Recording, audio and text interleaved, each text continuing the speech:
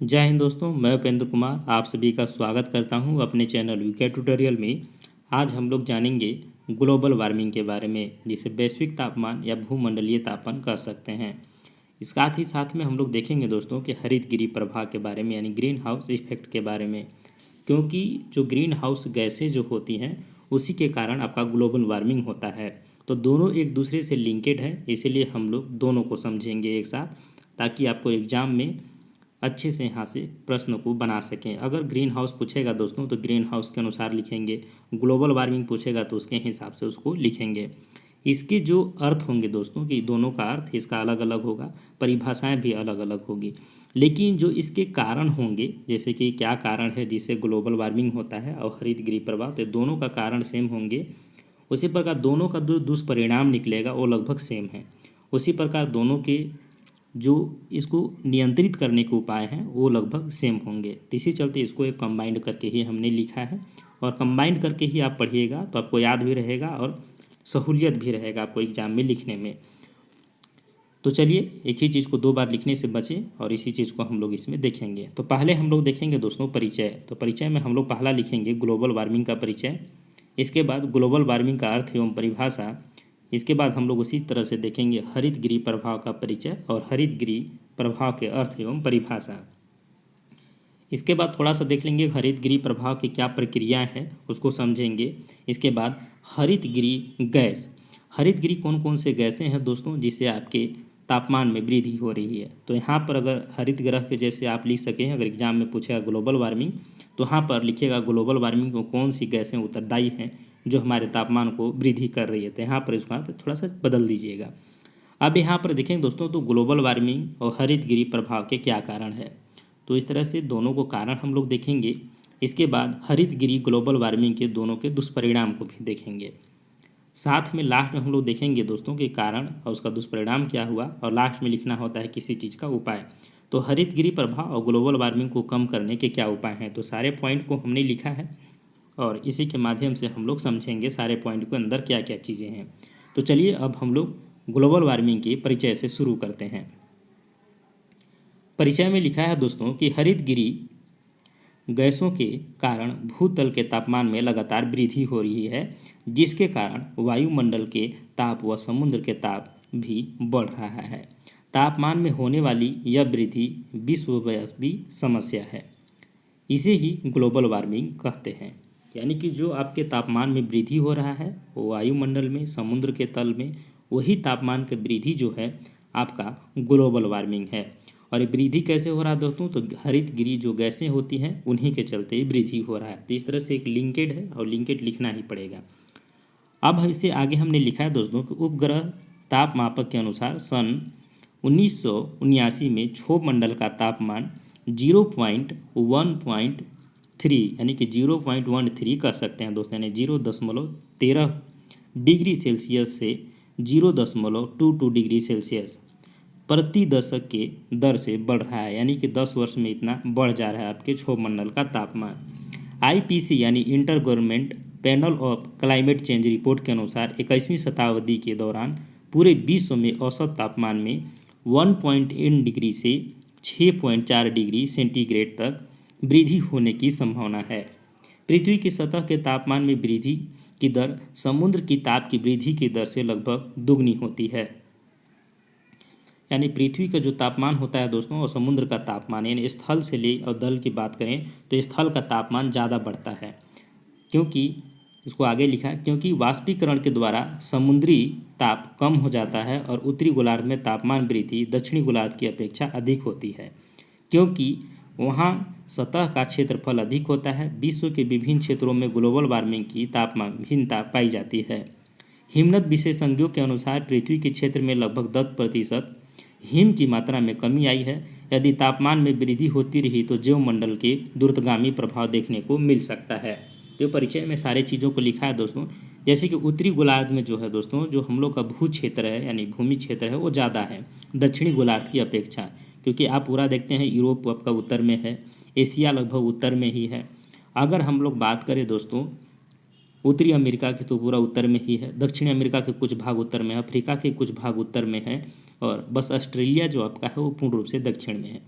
तो इस तरह से समझ सकते हैं कि आपका जो 6 प्लेट में बटा हुआ है पूरा पृथ्वी, तो 6 प्लेटों का विस्तार उत्तर साइड में ज़्यादा है, तो इसलिए जहाँ पर भूतल ज़्यादा है वहाँ पर उसका तापमान भी वृद्धि होगा, क्योंकि भूतल पर तापमान जो होती है वो धीरे धीरे गर्म होती है और धीरे धीरे ठंडा होती है। और समुद्र के तापमान में क्या है दोस्तों कि वहाँ पर जितना गर्म होगा वाष्पीकरण होगा, वाष्पीकरण के द्वारा वो जो गर्म चीज़ें हैं उसको ठंडा कर देता है। तो इस तरह से समुद्र क्षेत्रों में तापमान में जो है वृद्धि जो होती है स्थल की अपेक्षा कम होती है। तो यहाँ चीज़ों को हमने यहाँ लिखा है। आगे है दोस्तों कि ग्लोबल वार्मिंग का अर्थ एवं परिभाषा। ग्लोबल वार्मिंग शब्द का प्रयोग सर्वप्रथम सन 1975 में बेली ब्रोकर के द्वारा विज्ञान जर्नल में किया गया। विज्ञान जर्नल में किया गया था किसके द्वारा दोस्तों? तो बेली ब्रोकर के द्वारा। इसके बाद यह शब्द 1979 में एक पत्रिका चार्नी रिपोर्ट में राष्ट्रीय विज्ञान परिषद के द्वारा प्रयुक्त किया गया, जब नासा के वैज्ञानिक ने जेम्स सी हैनसन ने सन 1988 में ग्लोबल वार्मिंग शब्द का प्रयोग किया, तब से यह शब्द एवं इसका अर्थ काफ़ी बड़ी स्तर पर समझा जाने लगा है और सामान्य रूप से प्रयोग किया जाने लगा है। इसका आप देखते हैं दोस्तों अर्थ क्या होगा। तो हरित गृह प्रवाह के परिणाम स्वरूप पृथ्वी की सतह के समीप की वायु का तापमान तथा समुद्र का तापमान निरंतर बढ़ रहा है तथा यह प्रभाव पूरे विश्व में पाया जा रहा है। इसे ही ग्लोबल वार्मिंग कहते हैं। तो ग्लोबल वार्मिंग किसे कहते हैं समझ गए होंगे दोस्तों। अब थोड़ा सा हम लोग हरित गृह का परिचय देखेंगे और इसके अर्थ एवं परिभाषा को देख लेते हैं। बाद में हम लोग इसके कारण, दुष्परिणाम और उपचार को एक साथ देखेंगे, क्योंकि अर्थ परिभाषा सबका अलग अलग होता है। अब हम लोग देखते हैं दोस्तों ग्रीन हाउस गैस की परिचय को। पृथ्वी की सतह से विकसित ऊर्जा का कुछ भाग वायुमंडलीय गैसों के द्वारा अवशोषित कर लिया जाता है। इस गैसों को हरित गृह गैस कहा जाता है। यानी पृथ्वी की सतह से जो विकसित ऊर्जा होती है उसका कुछ भाग, यानी पूर्ण रूप में नहीं दोस्तों, उसका कुछ ही भाग वायुमंडल के जो गैसों के द्वारा अवशोषित कर लिया जाता है और यही गैसें होती हैं आपकी ग्रीन हाउस गैसें कहलाती है। ये गैसें जो अवशोषित ऊर्जा के वायुमंडल के अन्य अवयवों घटकों में स्थानांतरित करती है। बाद में यही ऊर्जा जब सभी दिशाओं में विकसित होती है तब उसका विकिरण भूमि की सतह की ओर भी होता है, जिससे सतह का तापमान और अधिक बढ़ जाता है। इसे ही हरित गृह प्रभाव कहते हैं। और इसके बाद क्या होता है दोस्तों कि जब सभी दिशाओं में ये ऊर्जा जो होती है विकसित हो जाता है, बढ़ जाता है, फैल जाता है, जिससे इसके तापमान में वृद्धि होने लगती है और यही गैसें जो होती हैं तापमान वृद्धि का मुख्य कारक माना जाता है। तो आप परिचय में अपने हिसाब से इसको बढ़ा के लिख सकते हैं दोस्तों। आगे लिखे हैं कि ग्रीन हाउस इफेक्ट शब्द का प्रयोग सर्वप्रथम जोसेफ फोरियर ने सन 1828 ईस्वी में किया था। जॉन टिंडोल के द्वारा इस पर सर्वप्रथम सन 1858 में प्रयोग किया गया तथा स्टॉन्ट आर्डेनियस ने द्वारा सन 1896 में सर्वप्रथम परिणात्मक रिपोर्ट तैयार की गई। तो इस तरह से कुछ चीज़ों फैक्ट है उसको यहाँ पर लिख सकते हैं। अब हम लोग देखेंगे हरित गृह प्रवाह के अर्थ एवं परिभाषा। हरित गृह प्रवाह वह प्रक्रिया है जिसमें हरित गृह गैसें भूतल से विकसित ऊर्जा का अंश अवशोषित कर उसे पुनः भूमि की सतह को स्थानांतरित करती है। यानी कि हरित प्रवाह जो है दोस्तों वो ऐसी गैसें जो भूतल से जो ऊर्जा विकसित हो रही है यानी वापस लौट रही है उसे अवशोषित करके पुनः भूमि की सतह पर ही स्थानांतरित कर देती है, यानी उसे वापस नहीं जाने देती है, जिससे वायु के तापमान वृद्धि होती है। और दूसरे शब्दों में कहा जा सकता है दोस्तों कि मानव के द्वारा बहुत सी हानिकारक गैस यानी ग्रीन हाउस गैसों का उत्सर्जन किया जा रहा है, जो ग्रीन हाउस गैसों को सूर्य से आने वाली ऊष्मा को धरती पर आने देती है, परंतु ऊष्मा को वापस वायुमंडल में भेजने में बाधक होती है, अर्थात विकिरण की प्रक्रिया में रुकावट आती है, जिसके कारण भूमंडल के तापमान में निरंतर वृद्धि हो रही है। वायुमंडल में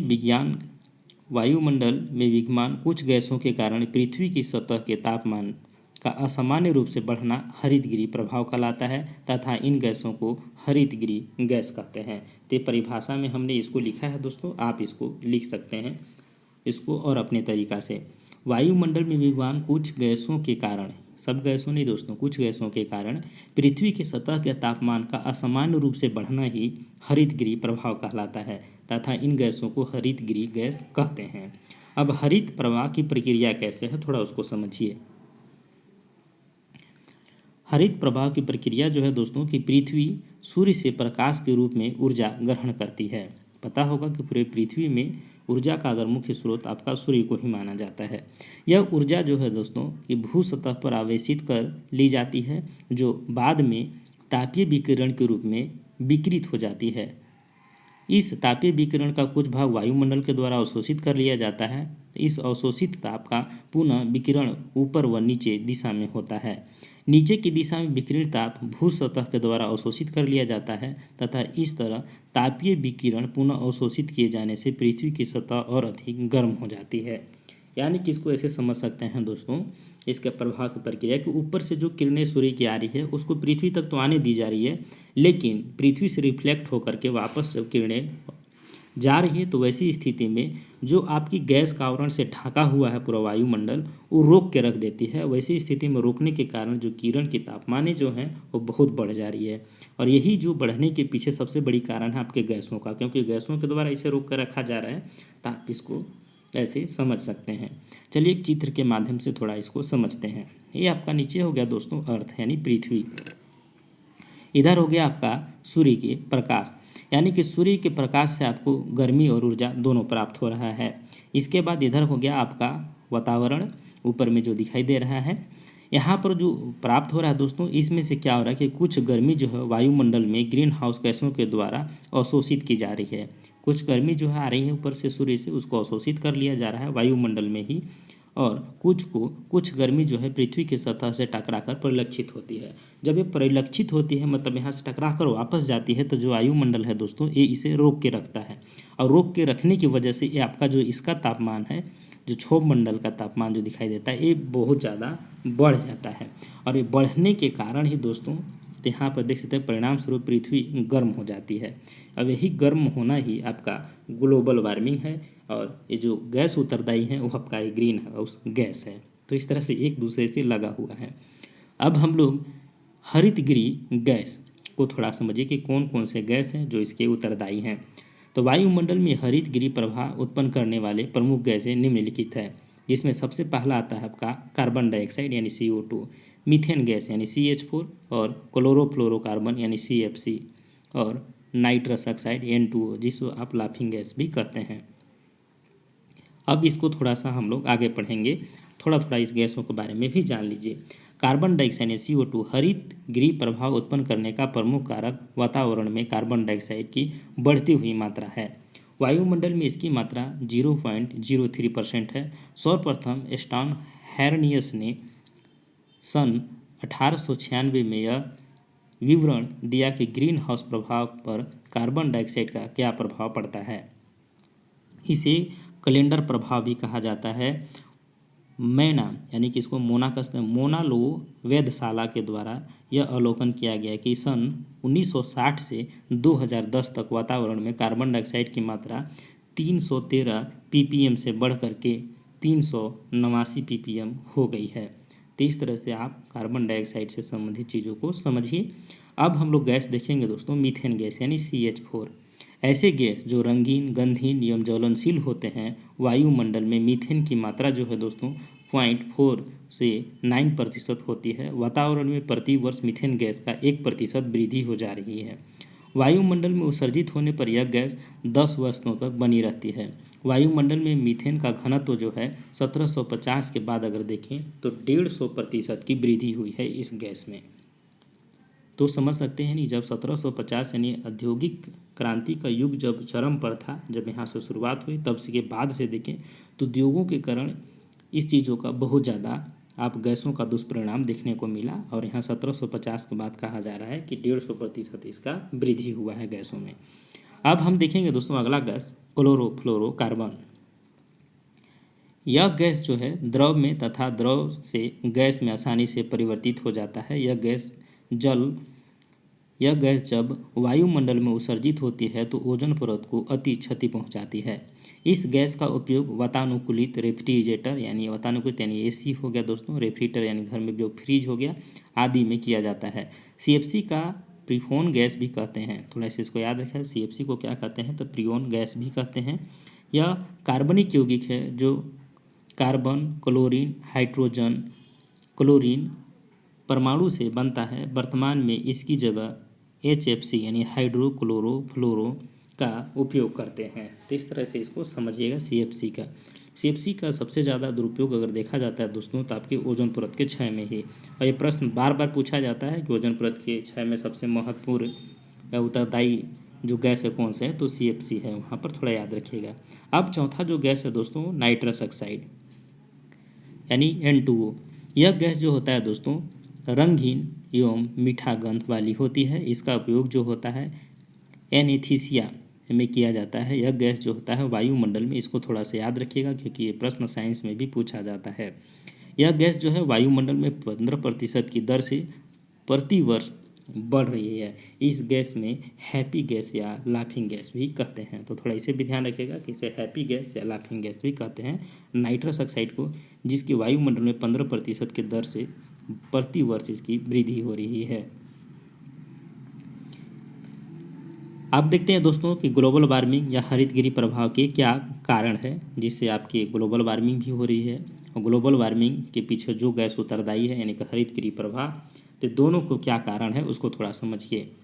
हरितगृह प्रभाव को बढ़ाने तथा ग्लोबल वार्मिंग दोनों को निम्नलिखित कारक उत्तरदायी हैं। पहला आ जाएगा दोस्तों आपका शोषण के द्वारा कार्बन डाइऑक्साइड का उत्सर्जन। दूसरा आ जाएगा जंगलों की कटाई।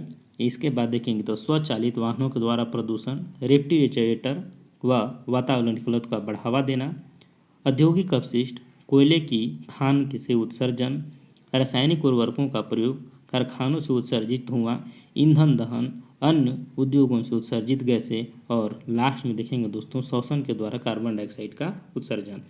यानी कि ये शोषण के द्वारा कार्बन डाइऑक्साइड का उत्सर्जन, इसका एक्सप्लेन में देखेंगे। तो यानी कि 10 पॉइंट हमने लिखा है कि अन्य उद्योगों से उत्सर्जित गैसें। तो अब हम लोग देखते हैं शोषण के द्वारा कार्बन डाइऑक्साइड का उत्सर्जन। मनुष्य जो है श्वसन की क्रिया में ऑक्सीजन ग्रहण करता है और कार्बन डाइऑक्साइड गैस का उत्सर्जित करता है। विगत कई वर्षों से जनसंख्या वृद्धि की दर तेजी से बढ़ी है और इस जनसंख्या विस्फोट के कारण वायुमंडल में उत्सर्जित कार्बन डाइऑक्साइड की मात्रा भी बढ़ गई है, जो पर्यावरण पर प्रतिकूल प्रभाव डालती है। इसके साथ ही साथ में इसको उद्योग से भी जोड़ के लिख सकते हैं दोस्तों। आगे देखेंगे दोस्तों जंगलों की कटाई, यानी समय समय के साथ नगरीकरण, शहरीकरण तेजी से बढ़ रही है। जनसंख्या वृद्धि की दर बढ़ने के कारण लोगों में अधिक आवासीय स्थान की आवश्यकता महसूस होने लगी है। अतः इसे स्थान प्राप्त करने के लिए मनुष्य ने वनों को काटना शुरू कर दिया है। पेड़ पौधों कार्बन डाइऑक्साइड ग्रहण कर ऑक्सीजन छोड़ते हैं तथा इनकी कमी होने के कारण वातावरण में कार्बन डाइऑक्साइड की मात्रा बढ़ने लगी है, जो हरितगृह प्रभाव उत्पन्न करने का अहम कारण माना जाता है। इस जंगल का कटाई हो रहा है दोस्तों। कटाई के सबसे बड़ा कारण है आपका तीव्र जनसंख्या वृद्धि, क्योंकि जनसंख्या बढ़ेगी तो उसके रहने के लिए स्थान भी चाहिए। उस स्थान को बनाने के लिए जंगल को ही काटिए, क्योंकि आपकी पृथ्वी जो है सीमित है। अब यहाँ पर जगह सीमित होने के चलते आप वन को काट रहे हैं तो वनों की संख्या घट रही है, जो आपके कार्बन डाइऑक्साइड को ऑक्सीजन में परिवर्तित करती है। तो परिवर्तन कौन करेगा? तो ऐसी स्थिति में आपके कार्बन डाइऑक्साइड की मात्रा बढ़ रही है। अब यहाँ पर देखेंगे दोस्तों अगला में स्वचालित वाहनों के द्वारा प्रदूषण। तकनीकी विकास के कारण हम सड़कों पर नित नए वाहन देखते हैं। इन वाहनों की संख्या दिन दिन बढ़ती जा रही है। इन वाहनों को उत्सर्जित जो धुएं से वायु प्रदूषित होती है, जिससे हरित प्रवाह बढ़ जाता है और ग्लोबल वार्मिंग का कारण बनता है। तो जो आप समझ सकते हैं कि जो आपकी बहुत भिन्न भिन्न प्रकार की गाड़ियाँ देखने को मिलती है। तो गाड़ियाँ को चलने के लिए दोस्तों ऊर्जा की ज़रूरत होती है। ऊर्जा कहाँ से मिलता है? तो फ्यूल से मिलता है। और वही फ्यूल जो जल रहा है, तो जलने से जो गैस निकल रही है उससे भी आपके ग्लोबल वार्मिंग को प्रभावित हो रहा है, क्योंकि उससे दूषित गैस निकल रही है। आगे देखते हैं दोस्तों तो रेफ्रिजरेटर व वातावरण को बढ़ता उपयोग या बढ़ावा मिलना या उसका बढ़ता उपयोग। विज्ञान की प्रगति के फलस्वरूप मनुष्य की भौतिक विलासिता बढ़ रही है। मानव अधिक से अधिक आराम की प्रवृत्ति अपना रहा है, जिसके कारण रेफ्रिजरेटर, वातानुकूलित यानी AC आदि का उपयोग धीरे धीरे आम होता जा रहा है। इस उत्पादों से क्लोरोफ्लोरोकार्बन गैस निकलती है, जो हरितगृह गैस है, और हरितगृह गैस ही आपके ग्लोबल वार्मिंग का कारण है। आगे देखते हैं दोस्तों कि औद्योगिक अपशिष्ट। नगरीकरण के बढ़ने से औद्योगिकरण भी बढ़ रहा है। नए नए उद्योगों के स्थानांतरित हो रहे हैं। उद्योगों की संख्या में वृद्धि होने से उनसे उत्पन्न होने वाले अपशिष्ट पदार्थों की मात्रा भी बढ़ रही है। इन औद्योगिक अपशिष्ट का निस्तारण ठीक ढंग से नहीं किए जाने के कारण वायु तथा जल दोनों प्रदूषित होते हैं, जो पर्यावरण के लिए हानिकारक हैं और ग्लोबल वार्मिंग एवं हरितगृह प्रवाह को अहम भूमिका निभाती है। तो ये जो औद्योगिक अपशिष्ट है दोस्तों, इससे भी आपके बड़े बड़े उद्योगों के द्वारा बहुत ज़्यादा निष्कासित किया जा रहा है, जिससे आपके जो है गैस इससे उत्पन्न हो रही है और उस गैस से आपकी ग्लोबल वार्मिंग प्रभावित हो रही है, हरितगृह प्रवाह हो रही है। तो इसको समझने की ज़रूरत है, यानी ये सारे कारण में आप लिख सकते हैं। आगे लिखे हैं दोस्तों कि कोयले के खान से उत्सर्जन। मानव अपनी इच्छाओं की पूर्ति के लिए प्राकृतिक संसाधनों को दोहन करता आ रहा है। पिछले कुछ वर्षों में खदानों की खनन तीव्र गति से हुआ है। कोयले की खनन से मीथेन गैस निकलती है, जो हरितगृह प्रवाह में वृद्धि करती है। तो यहाँ पर एक प्रश्न सबसे ज़्यादा भी पूछा जाता है मीथेन गैस से संबंधित दोस्तों, कि धान की खेती जो होती है, तो धान की खेती से भी मीथेन गैस का रिसाव होता है, जो कीचड़ होता है, दलदल होता है, वहाँ से भी। तो ये सारी चीज़ों को याद रखिएगा, क्योंकि ये सब पॉपुलर प्रश्न है और एग्जाम में बार बार पूछे जाते हैं। तो जब आप लिखिएगा ये आंसर, तो इस चीज़ों को आप लोग वहाँ शामिल कीजिएगा। अब हम देखेंगे तो रासायनिक उर्वरकों का प्रयोग। फसल का उत्पादन बढ़ाने के लिए कृषक खेतों में रासायनिक खाद का प्रयोग करते हैं। ये रासायनिक उर्वरक मनुष्य की स्वास्थ्य के लिए हानिकारक होते हैं तथा वायु में नाइट्रस ऑक्साइड गैस की मात्रा बढ़ाते हैं, जिससे ग्रीन हाउस प्रभाव भी बढ़ रहा है। तो आप देख सकते हैं कि रासायनिक उर्वरक प्रयोग हो रहा है बहुत ज़्यादा आपकी खेती में बढ़ावा देने के लिए, लेकिन वो बढ़ावा तो दिया जा रहा है दोस्तों, उसके साथ ही आपके स्वास्थ्य पर भी प्रभाव पड़ रहा है। और नाइट्रस ऑक्साइड गैस की जो होती है दोस्तों, ये आपकी उर्वरक से रिसाव होता है, जिससे आपकी ग्रीन हाउस गैस प्रभावित हो रही है। अगले देखेंगे दोस्तों, कारखानों से उत्सर्जित धुआं। जनसंख्या वृद्धि के कारण मनुष्य की आवश्यकताएं बढ़ रही है, जिससे मनुष्य औद्योगिक पदार्थों की मांग में वृद्धि हो रही है। इसकी पूर्ति हेतु नए नए कारखाने की स्थापना की जा रही है। इन कारखानों की चिमनी से निकलने वाला धुआं वायु को प्रदूषित करता है, जो संतुलित वायुमंडल को असंतुलित करता है, जिससे अनेक समस्याएं उत्पन्न होती है। यानी कारखानों से जो आपकी उत्सर्जित धुआं है, वो भी आपके वायुमंडल को बहुत ज़्यादा प्रभावित कर रही है। और जो प्रभावित हो रही हैं गैसें, और वही गैस जो आपकी जिम्मेदार है ग्लोबल वार्मिंग और हरितगृह प्रभाव का। आगे देखते हैं दोस्तों, तो ईंधन दहन। भारत में देखा जाए दोस्तों, तो ये गाँवों का देश है, और गाँवों में आप आज भी देखिएगा दोस्तों, तो अधिकांश जनता जो है भोजन पकाने के लिए चूल्हे के प्रयोग किया जाता है। चूल्हे में लकड़ी जलाने से निकलने वाला धुआं जो होता है वायु को प्रदूषित करता है, तथा इसके अलावा जैव ईंधन तथा जीवाश्म ईंधन का दहन भी हरितगृह गैस को उत्सर्जित करता है। तो इस तरह से चीज़ों को लिख सकते हैं। अब हम लोग इसमें देखेंगे अन्य उद्योगों से उत्सर्जित गैसें। कुछ उद्योग के द्वारा हरितगृह गैसें निकलती हैं, जैसे सीमेंट उद्योग हो गया, इसके बाद प्लास्टिक उद्योग हो गया, फोम उद्योग हो गया, चावल उद्योग हो गया, और शुष्क धुलाई उद्योग हो गया। ये सारी चीज़ें हैं दोस्तों, जहाँ से आपके इन गैसों के जो बढ़ावा देने के लिए, यानी गैसों का निष्कासन करने के लिए, बढ़ावा देने से तात्पर्य है दोस्तों कि इसका बढ़ावा मिल रहा है इन सारी चीज़ों से, तो इसको कंट्रोल करने की ज़रूरत है। तो इन सारी चीज़ों जो आपके कारण में लिख सकते हैं। अब इस कारण को लिखने के बाद दोस्तों हम लोग देखेंगे आपके कि हरितगृह या ग्लोबल वार्मिंग के दुष्परिणाम क्या होता है, यानी कि जो चीज़ आपके कारण लिखे, कारण के बाद हम लोग अब देखेंगे उसका क्या प्रभाव पड़ रहा है। तो प्रभाव लिखिएगा तब उसका लिखेंगे उपचार, कि हाँ ये उपचार किया जाना चाहिए। तो हरितगृह में हरितगृह एवं ग्लोबल वार्मिंग के दुष्परिणाम। तो पहला दुष्परिणाम में लिखते हैं दोस्तों ग्लोबल वार्मिंग। क्या अगर ग्लोबल वार्मिंग लिखिएगा दोस्तों, अगर ग्लोबल वार्मिंग आपको पढ़ना है तो यहाँ पर आप ग्लोबल वार्मिंग ना करके यहाँ पर पॉइंट को डाल दीजिएगा हरितगृह प्रभाव।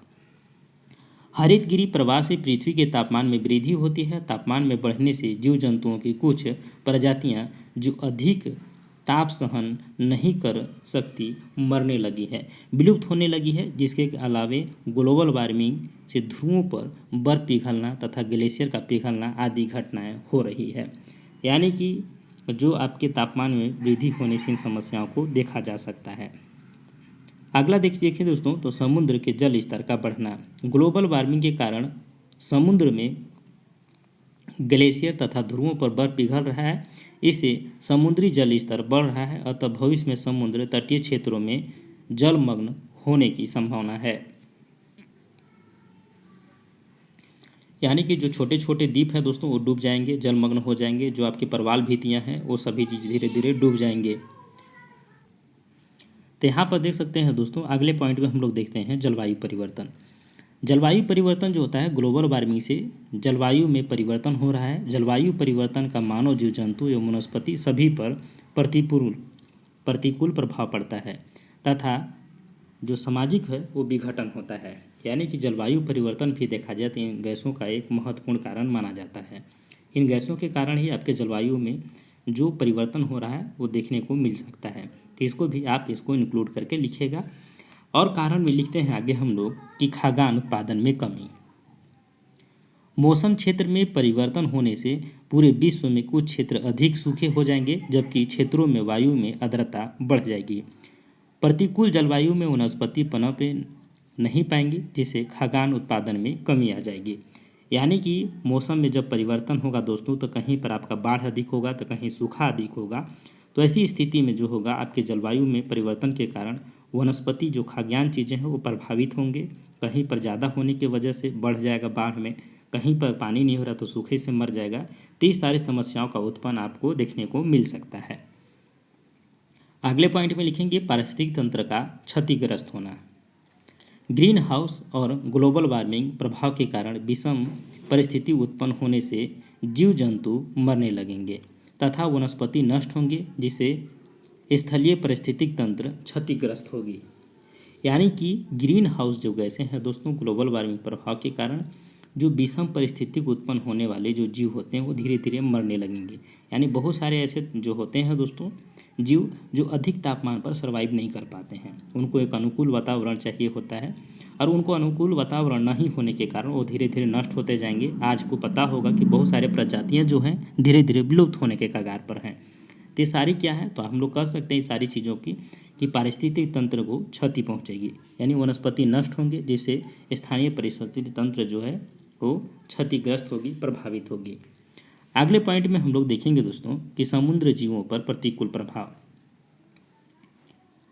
वायुमंडलीय तापन में वृद्धि होने से समुद्री जल का वाष्पीकरण अधिक होगी, जिससे जल में नमक व सांद्रता बढ़ जाएगा, अतः समुद्री जीवों पर प्रतिकूल प्रभाव पड़ेगा।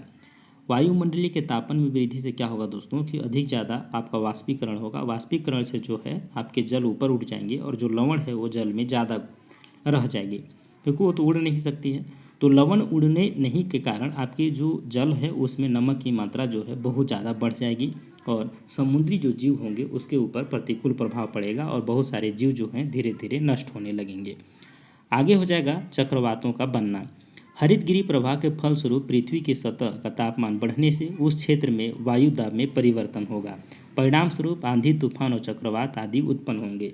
क्योंकि आपको पता होगा कि आंधी, तूफान और चक्रवात उत्पन्न होने के सबसे बड़ा कारण होता है किसी भी जो स्थलीय क्षेत्र है या जलीय क्षेत्र वहाँ के तापमान में बढ़ने से होता है, वहाँ पर वायु दाब के बनने से होता है। तो सारी समस्याएं आपकी हो सकती है। अगली चीज़ें में लिखेंगे बीमारियों का फैलना। ग्लोबल वार्मिंग के कारण शीतकटिबंधीय क्षेत्रों का ताप भी बढ़ जाएगा।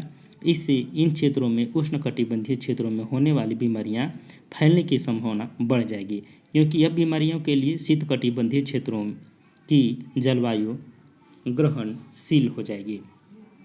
यानी कि जो ग्लोबल वार्मिंग के कारण जो शीतकटिबंधीय जो क्षेत्र होते हैं दोस्तों, तो वहाँ पर क्या होगा कि जो ताप बढ़ जाएगी और उस क्षेत्र में देखें तो उष्णकटिबंधीय क्षेत्र में होने वाली बीमारियां धीरे धीरे फैलने लगेगी। यानी शीतकटिबंधीय क्षेत्रों में भी उष्णकटिबंधीय वाली बीमारियां फैलेगी और बीमारियां फैलने से देखिए दोस्तों तो बहुत सारे नुकसान हो सकती है। आगे हम लोग पढ़ेंगे कि सूखा पड़ने की संभावना। तो वायुमंडल के तापमान बढ़ने से जलवायु अधिक शुष्क हो जाएगी तथा इस शुष्क जलवायु के कारण भविष्य में बार बार सूखा पड़ने की संभावना बढ़ जाएगी। यानी सूखा पड़ने की संभावना जो है दोस्तों, ये सारी चीज़ें आपको देखने को मिल जाएगा ग्लोबल वार्मिंग और ग्रीन हाउस गैसों के कारण, क्योंकि उससे क्या होता है आपकी जलवायु परिवर्तन होगी, जलवायु को शुष्क हो जाएगी और इस जलवायु शुष्क होने के कारण कुछ क्षेत्र जो है आपका सूखा पड़ जाएंगे। आगे देखेंगे आर्थिक अव्यवस्था की संभावना। यानी जलवायु परिवर्तन के कारण सूखा या अकाल पड़ने की संभावना उत्पन्न होगी, जिससे देश की आर्थिक व्यवस्था में विघ्न उत्पन्न हो जाएगी। तो हो जाएगा दोस्तों आर्थिक अवस्था की संभावना। 10 नंबर का पॉइंट है। इसके बाद और आगे पॉइंट हमने लिखा है जैसे कि जल स्रोतों में कमी आ जाएगी, जो आपके जल हैं, पीने योग्य जल हैं, उस स्रोतों में कमी हो जाएगी, क्योंकि तापमान बढ़ने से आपको पता होगा कि गर्मी के दिन आता है तो जल का कितना समस्या हो सकता है, आप एक अनुमान लगा सकते हैं। आगे लिखा है दोस्तों कि उष्णकटिबंधीय रेगिस्तानी क्षेत्र का विस्तार होगा, यानी जो रेगिस्तान का क्षेत्र होगा दोस्तों, वहाँ पर धीरे धीरे क्या होगा कि धूप पड़ने से बहुत ज़्यादा वाष्पीकरण होगा, और वाष्पीकरण अगर मिट्टी से बहुत ज़्यादा हो गया तो आपकी मिट्टी जो होगी वो धीरे धीरे खुरदुरी हो जाएगी, और वहाँ पर नमी खत्म हो जाने के कारण वो धीरे धीरे देखें तो रेगिस्तान में परिवर्तित हो जाएगी। आगे अगर पॉइंट में लिखें दोस्तों तो गर्म हवाओं का बहना, गर्म हवा जो होता है दोस्तों, जिसको हम लोग अपने उत्तरी क्षेत्रों में बोलते हैं लू का चलना, यानी कि लू चलेगी गर्म हवाओं से, तो अनेक हवा चलने से अनेक वनस्पतियाँ, पेड़ पौधे सभी चीज़ विलुप्त होंगी, अनेक प्रकार की बीमारियाँ उत्पन्न होगी, तो इन सारी समस्याएं उत्पन्न हो सकती है। आगे है दोस्तों कि जैव विविधता में कमी आएगी, जो बायोडाइवर्सिटी है दोस्तों, क्योंकि इसके रहना बहुत ज़रूरी है सभी जीवों के संतुलन के लिए, इसमें भी आपके प्रभावित करती है आपकी ये गैसें, क्योंकि गैस प्रभावित होने से तापमान प्रभावित होता है, तापमान प्रभावित होने से जलवायु प्रभावित होती है, जलवायु प्रभावित होने से आपका जैव विविधता में कमी आएगी।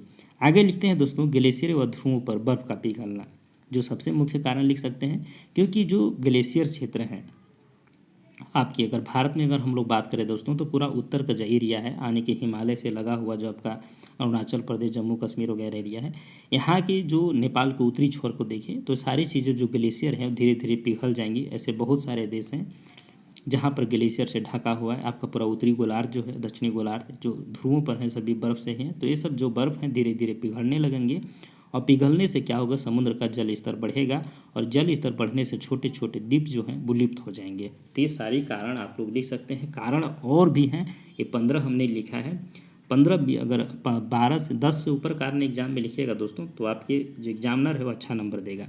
तो 10, 15, 12 जितना आपकी कैपेसिटी है उतना लिखिए। अब हम बात करेंगे दोस्तों कि हरित गृह प्रभाव और ग्लोबल वार्मिंग को कम करने के उपाय, यानी क्या उपाय है। तो जब भी एग्जाम लिखिएगा दोस्तों तो कोई एक पॉइंट है, जैसे कि अगर हरित गृह पूछा तो आप वहाँ पर ग्लोबल वार्मिंग को यहाँ पर हाइड कर दीजिएगा, यानी कि हरित गृह प्रभाव को कम करने के उपाय। उसी प्रकार अगर हम ग्लोबल वार्मिंग एग्जाम में पूछा है तो हम लोग ग्लोबल वार्मिंग को कम करने के उपाय को लिखेंगे, यहाँ पर हरित गृह को नहीं लिखेंगे। तो इसी चलते दोनों में से ऐसा कि नहीं कि दोनों साथ ही साथ लिख दीजिएगा, जो एग्जाम में पूछेगा वही आपको लिखना है।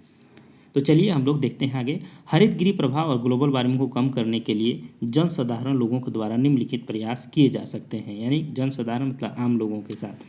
तो पहला चीज़ हम लोग देखेंगे दोस्तों कि पर्यावरण जागरूकता। पहला चीज़ है कि आप पर्यावरण को जागरूकता लाइए, सामाजिक वानिकी एवं कृषि वानिकी को प्रोत्साहन दीजिए, जनसंख्या पर नियंत्रण कीजिए एवं विलासिता को कम करने हेतु सजगता लाइए, और अपशिष्ट का उचित निस्तारण कीजिए। जो ठोस अपशिष्ट पढ़ाया था दोस्तों उसको पढ़ लीजिएगा। कारखानों से उत्सर्जित धुएं एवं नियंत्रण करना चाहिए, धुओं पर जो होगा उसको नियंत्रण कीजिए।